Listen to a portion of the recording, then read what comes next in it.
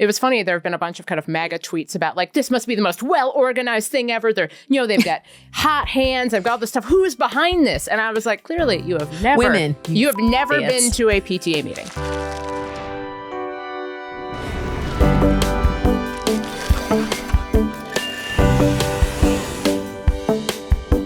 It's Thursday, January 29th. I'm Jane Coaston, and this is What a Day, the show that says, Nicki Minaj, I know times are tough. Making music people like is hard, and your husband and your brother might want pardons for sex crimes. But girl, there is never a time that is literally hold hands with President Donald Trump and get made into a meme by the GOP Twitter account tough. On today's show, Fed Chair Jerome Powell stands up for truth, justice, and a conservative approach to interest rates during Wednesday's Fed rate meeting. And the FBI raids a Georgia election office infamous to conspiracy theorists for its role in rigging the 2020 election. Either FBI Director Kash Patel is bored, or his 27-year-old girlfriend is performing a country music concert nearby and he needed an excuse to take the jet. But let's start with Minneapolis. The federal officers involved in the Saturday killing of Alex Pretti have been placed on administrative leave, according to an announcement by an official with the Department of Homeland Security on Wednesday. That is, of course, not what Border Patrol official Gregory Bovino said on Saturday, when he alleged that the officers were still working, just in a different city. That's just one small sample of the wildly vacillating stories we've gotten from the federal government over the last few days about what's going on in Minnesota. Remember how White House Deputy Chief of Staff and worst person alive Stephen Miller said Alex Pretti was a, quote, assassin and domestic terrorist? On Wednesday, Miller flipped like the most disgusting possible pancake, telling CNN in a statement that Border Patrol agents, quote, may not have been following protocol regarding protesters when Pretti was killed. Homeland Security Secretary Kristi Noem claimed on Saturday that Pretti wanted to, quote, massacre law enforcement. Now, according to Axios, she's blaming the White House for her statements.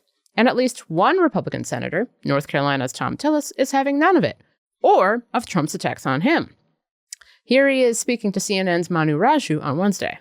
They're discrediting what I consider to be a very well-organized operation in ICE, but they're discrediting even these officers. They're going to make their job more difficult and more dangerous with this incompetence that I'm seeing out of Noem and out of Stephen Miller. The president called you a loser, I believe. I am thrilled about that. That makes me qualified to be Homeland Security Secretary and Senior Advisor to the President. It's worth noting that Thom Tillis is retiring, because no one is as brave as a retiring Republican. But Minneapolis is still under ICE's thumb. And contrary to the Trump administration and to some media reports, ICE has not, quote, de-escalated in the Twin Cities. Multiple media outlets have reported no real change in DHS activity. And on Tuesday, video captured ICE officers trying to enter the Ecuadorian consulate in Minneapolis, which is against the law, as embassies and consulates are protected by diplomatic immunity. Trump border czar Tom Homan will be giving a press conference today in Minneapolis in an attempt by the administration to try to take control of the narrative about Minnesota. But the communities in Minneapolis are still standing up to the Trump administration, using every peaceful tool at their disposal to do so. To find out more, I spoke to Alex Wagner, host of Crooked's Runaway Country podcast, who is reporting from Minneapolis. Alex, welcome back to What a Day. Jane, I'm thrilled to be here. I'm always thrilled to be here, but I have like lots to tell you. Yeah, no, you do, because you got into Minneapolis on Tuesday and you hit the ground running. But what did you see when you first arrived? What was your impression of the environment besides cold? That was an overwhelming feeling, I will say. The first is you get the sense people are in hiding. For real. Like we got to the Park Avenue United Methodist Church, which is normally a hub of activity in that part of the city. It's a block from where Renee Good was killed. And we were walking in there to interview the pastor, and there were 4 people guarding the door because they're so worried about ICE coming in to raid the church, which is, a place that used to have a clinic and preschool and Spanish language services, and all of that has had to go remote. And I was out on parent patrol this morning with a mother of a 1-year-old and a 4-year-old, and there are, watch people, grandparents and parents in yellow vests watching the streets to make sure ICE isn't, imminently going to raid the school and take the teachers away, all of whom have a legal right to be here, but are Spanish speakers in many cases. And there is a 100+ person sort of chauffeur network that the parents have developed to get the teachers to school, to get groceries to the teachers, to help them care for their children that they have to leave at home because they're too afraid to bring them to school. I mean, the amount of networking, the amount of banding together this group of people in Minnesota have done to make life livable for those in the shadows is something really extraordinary and powerful, and in a weird way, full of joy. Yeah, I was thinking because you have this weird juxtaposition of people who have been pushed into the shadows, but also people who are coming out of the shadows to protest. You know, we've seen the videos of people who are like, I've never protested anything before. I've been a Republican voter for 25 years, something like that, where they're just like, no, I have to stand on business right now.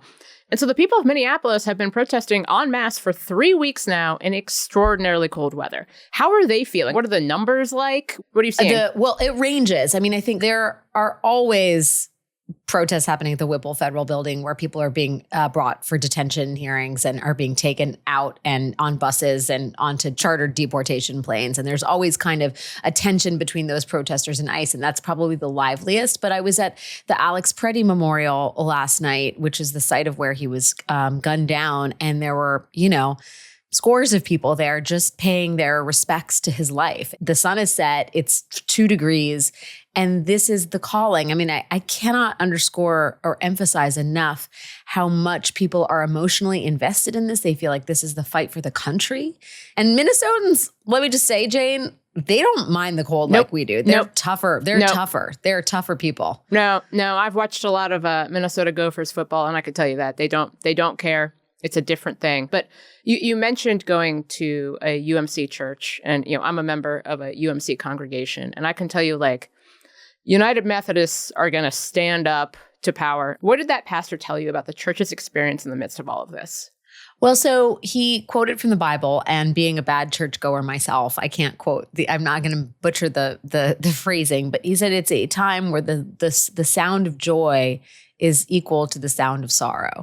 And what he has seen among his congregation, the way they have come through for each other, the way that they have looked out for each other, this is a moment of community and connection. And in that way, I think the pastor, Dan Johnson, of this church was incredibly emboldened to continue the good work that he's been doing. I will also say, I asked him about this video that's gone viral of Don Lemon and a bunch of people protesting ICE going into a church and interrupting church service, which was greeted on the right with this, people were appalled that the house of worship had been desecrated in this way and that people's church services would have been interrupted. That is what is happening at a place like Park Avenue United Methodist Church every day. They cannot have Spanish language services anymore because they're afraid of ICE. They had to close the preschool. The house of worship is being compromised, abused, I would say, by Trump and his ICE goons every single day because they've targeted the people that worship in that particular house. And, that's okay because it's a liberal house of worship. Right. It's not okay. It's not okay. You mentioned also that you've been talking to childcare providers, and I think a lot about how are local childcare folks dealing with the high tensions with immigration enforcement. Tell me about what the community is doing to wrap themselves around them. Well, I mean, first of all, when I was talking to these parents, they've organized collectively a toy library for the kids who are stuck at home so that they have access to new toys. They're trying to share, parenting and babysitting services so that these children are not completely alone. But I mean, Jane, there are ICE notices on the front door of a preschool. They don't have outdoor recess anymore because they're worried that the teachers are going to get grabbed by ICE. They keep the shades drawn on all the classrooms because they don't want ICE agents to be able to look inside. This is collective trauma that is being visited upon people that I think we haven't even begun to grapple with. I mean, I asked this mother, I said, you have a 1 and a 4-year-old. What do they think is happening? And she said, I just try and tell them without too much detail that parents always want to keep teachers and kids safe. And that's what we're trying to do. And that explanation can fly up to a certain age. But I got to tell you, we talk about COVID and what those school closures did. this kind of fear is piercing and it stays with you. And if you are a child, I cannot imagine what this does to your understanding of yourself and your place of safety in the world. I've been thinking a lot about how so many of the people who are leading this effort to defend Minneapolis against this incursion, as I view it, are women. You think about Renee Good. You think about the women who are leading this effort. It was funny. There have been a bunch of kind of MAGA tweets about like, this must be the most well-organized thing ever. They're, they've got hot hands. They've got all this stuff. Who is behind this? And I was like, clearly you have never, women, you have never idiots. been to a PTA meeting.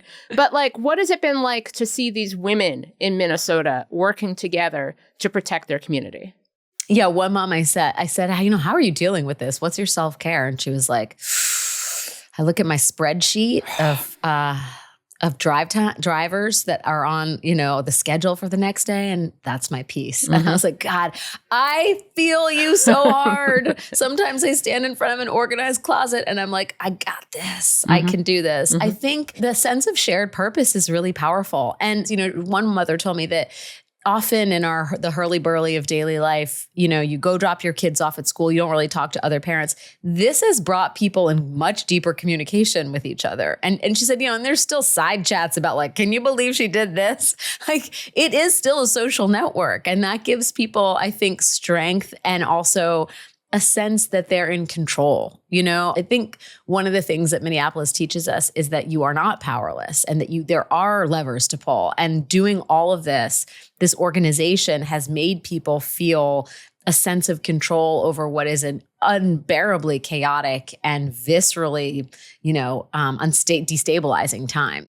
News broke Wednesday that 2 federal immigration officers involved in Alex Pretti's killing were placed on administrative leave on Saturday. Have you heard any reactions on the ground there? And I think moreover, when you ask people like, what kinds of repercussions do you want for what has happened here? So I interviewed the Minnesota AG, Keith Ellison, today, and I was asking about those officers placed on administrative leave. And, unsurprisingly, he is deeply skeptical about what is happening here in terms of both review and investigation. And the idea that ICE is investigating ICE, he's like, first of all, they don't have the capacity to do a criminal investigation. They don't know how to do that. The FBI does. And by the way, Kash Patel is a clown, but there are plenty of people at the Bureau that understand what needs to be done here. They're just not on the case. That has to be reformed. I mean, you can put them on administrative leave, but that took days. Alex Pretti was murdered on Saturday. Today is Wednesday. That should have happened immediately. And he told me, he's like, those ICE officers were back out on the street after they shot and killed Alex Pretti. I mean, think about that for a second. They walked away from that murder scene and then went back to work. That in and of itself is a miscarriage of justice. Some sources report those officers were placed on administrative leave on Saturday. Is Ellison saying that didn't happen? Ellison was saying that didn't happen. Okay. Now, the feds are obviously not sharing a lot of information with the state, but he told me he believed that they were back on the street. I mean, there are massive questions about how much evidence the state is actually ultimately going to gain access to and whether they'll be able to conduct a fulsome investigation. But I think they are focused. And Keith Ellison said, look, this caravan is going to go to another blue state. And I have a word out to all other state AGs, like get your documents ready, get your filings ready about why the Insurrection Act isn't necessary. Be prepared. And I think that is the silver lining here, is that it is a model both for resistance, but also for accountability. Congresswoman Ilhan Omar hosted a town hall in Minneapolis on Tuesday night where she was attacked by a man who sprayed her with an unknown liquid from a syringe. Congresswoman Omar continued with the town hall, uninjured, like an OG. The Hennepin County attorney said Wednesday that the liquid was non-toxic, but I imagine it's jarring all the same, especially because Ilhan Omar has been the subject of so much, actually the object of so much derision and hate, including from the administration, even today. Have you heard any discussion of that? AG Keith Ellison, whose seat she took over when she became a representative, said she has the heart of a lion. And I just think, first of all props to Ilhan Omar, not only for just being who she is, so resilient and resolute, but at the end of that video, she's ready to go after the guy, right? Like, that's so Minnesota. That's so the immigrant mentality, like just the tenacity and the daring do, right? I think it's a huge issue as far as safety. We talk about Trump putting targets on people's backs. Like, it is not a coincidence that in this moment where he is vilifying Somali migrants, where he is talking so ill and so specifically about Ilhan Omar, that someone tries to scare her at best, if not hurt her. So, yeah, I mean, I think it raises really big questions about how we're protecting people who are in the crosshairs of Trump's rhetoric, if not his actual goon squad. It's funny how you see both Congresswoman Ilhan Omar and Alex Pretti, who were so brave and who were standing up for what's right. And meanwhile, the MAGA right pretends like they're so tough and they've got like 90 guns. And it's really indicative of where strength really lies here. Bullies always try and project strength until you punch them in the nose and you realize that it's just mostly talk. And there's a reason that Trump's moniker that he hates the most, I think, in the last year is taco. Trump always chickens out. So take that and smoke it. Alex, as always, thank you so much for joining me. Jane, as always, thank you for having me. Look, I get it. Following the news right now is Garbage Town, USA. But here's why you should subscribe to What A Day anyway. Every day, we break down what's actually happening. We talk to experts who know their shit and people who are living through this stuff. You get the story and why it matters. What A Day is here to help you get through this. And while it can be tempting to simply tune out, we give you a platform to stay informed and engaged without losing your mind. Like a little bit of sugar to help the horrible news go down. Our show is fast, ruthlessly fact-checked, and, dare I say, even a little bit fun. We're in this together. Subscribe so you can stay informed and then scream at people on the internet about it. And know what's going on so you can make the choices you need to in this critical moment. If you're already subscribed, thank you. We will be back with the headlines after some ads. What A Day is brought to you by ZBiotics. Let's face it, after a night with drinks, I don't bounce back the next day like I used to. I have to make a choice. I can either have a great night or a great next day. That is, until I found pre-alcohol. ZBiotics Pre-Alcohol Probiotic Drink is the world's first genetically engineered probiotic. It was invented by PhD scientists to tackle rough mornings after drinking. Here's how it works. When you drink, alcohol gets converted into a toxic byproduct in the gut. It's a buildup of this byproduct, not dehydration, that's to blame for rough days after drinking.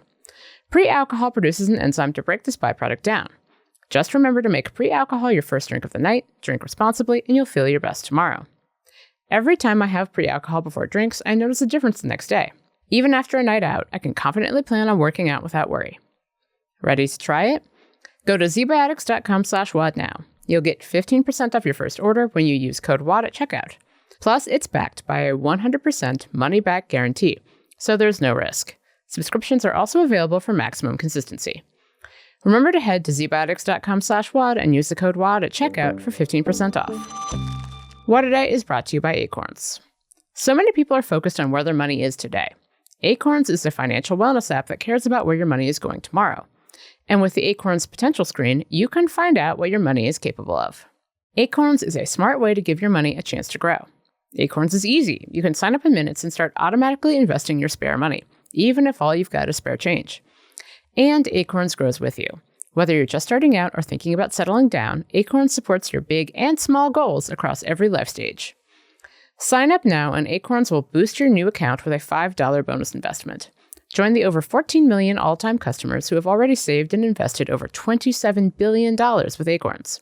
Head to acorns.com/WAD or download the Acorns app to get started. Paid non-client endorsement. Compensation provides incentive to positively promote Acorns. Tier 2 compensation provided. Potential subject to various factors such as customers' accounts, age, and investment settings. Does not include Acorns fees. Results do not predict or represent the performance of any Acorns portfolio. Investment results will vary. Investing involves risk. Acorns Advisors, LLC, an SEC-registered investment advisor. View important disclosures at acorns.com/WAD. Headline. What ICE is doing is state-sanctioned thuggery. It must stop. Senate Minority Leader Chuck Schumer says Democrats are ready to pass every bill in a massive funding package before the Senate, except for the Department of Homeland Security portion. During a press conference on Wednesday, Schumer said the DHS bill, which includes ICE funding, needs work. He told reporters the Democratic caucus was united behind three main legislative goals to rein in ICE. First, we want to end roving patrols. We need to tighten the rules governing the use of warrants and require ICE's coordination with state and local law enforcement.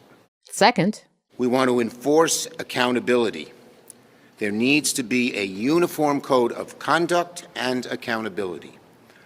Federal agents should be held to the same use of force policies that apply to state and local law enforcement and be held accountable. And third, we want masks off, body cameras on. That all sounds pretty reasonable to me. But a White House official told Roll Call that a demand for legislative reforms as a condition of funding the DHS is a, quote, demand for a partial government shutdown.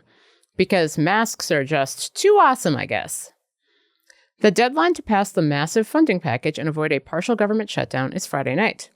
The package would allot funds for a swath of government agencies, including the Departments of Labor, Education, and Defense. A Senate vote on whether to move forward with the legislation is set for today.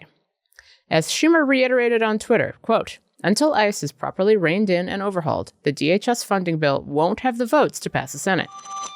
This week, in Trump's revenge tour, the FBI raided Georgia's Fulton County election office on Wednesday. Fulton County became ground zero for right-wing conspiracy theories about Trump's 2020 defeat. District 5 Commissioner Marvin Arrington Jr. spoke to the press Wednesday. This is nothing but sowing the seeds of distrust, right? This is a full frontal attack on democracy. This is a code red in America, in Fulton County. We've seen it in Minneapolis, and now we're seeing it here in Fulton County. Trump has spent years falsely claiming Fulton County, Georgia rigged the 2020 election. 6 years, to be exact, despite courts and his own former attorney general finding no evidence of widespread fraud. Trump's tirade eventually landed him and 18 others under state indictment for trying to overturn the vote. Now the FBI says it's executing a court-authorized search at the county's main elections office, seizing records tied to 2020. As of the time of this recording, officials and the Justice Department aren't offering details. Cool! So there's a whiff of suspicion here, prompting Arrington Jr. to make the right request. I want to make sure that there is a full and complete inventory because these are the original voting records, original absentee ballots, right? And so once that stuff leaves our custody, where is the chain of custody? Once it leaves our control, how can we know if we're going to get everything back? How can we know if they might do something mischievous? We won't, and we don't know. They're taking They might lose it. Yes, they might. While job gains have remained low, the unemployment rate has shown some signs of stabilization, and inflation remains somewhat elevated. In support of our goals, today the Federal Open Market Committee decided to leave our policy rate unchanged. Jerome Powell, noted Fed chair and human white noise machine, announced Wednesday that interest rates remain unchanged. So soothing. This is Powell's first public comment since he disclosed earlier this month that he's under federal investigation. An investigation, he says, is really just a thinly veiled attempt to bully the Fed into lowering interest rates. Indicators suggest his cadence sounds like an audio instruction manual for an instruction manual, but make no mistake, these are shots fired at Trump's intimidation tactics. Powell was peppered with questions about who might replace him, new details on the DOJ's probe into him, and about Fed Board Governor Lisa Cook's case at the Supreme Court. And of course, he didn't answer. What a class act. What he did talk about, the danger of politicizing the Fed, saying credibility is, quote, hard to restore once independence is lost. We didn't remove an elected official. We removed someone who was not elected, and it was actually an indicted drug trafficker in the United States. Secretary of State Marco Rubio testified before the Senate Foreign Relations Committee on Wednesday. Rubio defended President Trump's recent military action to remove Nicolas Maduro from power in Venezuela. He argued the operation took out a major U.S. national security threat and said the U.S. is now working with interim authorities to stabilize the country. He insisted there are no current plans for further military intervention. One question came up a lot. Are we at war with Venezuela? Kentucky Republican Senator Rand Paul asked the question rhetorically until he was forced to answer it himself. We just don't believe that this operation comes anywhere close to the constitutional definition of war. But would it be an act of war if someone did it to us? Nobody dies, few casualties, they're in and out. Boom, it's a perfect military operation. Would that be an act of war? Of course it would be an act of war. I'm probably the most anti-war person in the Senate, and I would vote to declare war if someone invaded our country and took our president. When Rand cooks, he cooks. Senators also pressed Rubio on other foreign policy issues, like concerns about Iran, and recent tensions over Greenland and NATO. Virginia Democratic Senator Tim Kaine pushed Rubio on Trump repeatedly referring to Greenland as Iceland last week at Davos. We're not mad at Iceland. They haven't cost us any money. The president just mistook the two countries for each other, correct? Yeah, he meant to say Greenland, but I think we're all familiar with presidents that have verbal stumbles. We've had presidents like that before. Some made a lot more than this one. Apparently, it's not as bad as the guy we said had dementia is the new defense. And that's the news. That's all for today. If you like the show, make sure you subscribe, leave a review, contemplate how there's a fairly decent chance that Trump never finishes his ballroom after all, and tell your friends to listen.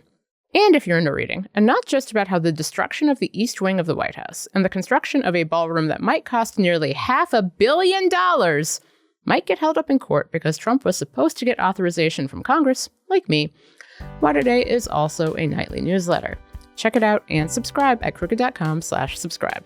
I'm Jane Coaston, and when a Justice Department lawyer compared Trump destroying the East Wing to the time President Gerald Ford put in a pool, a federal judge appointed by President George W. Bush said the only non-explicit thing one can.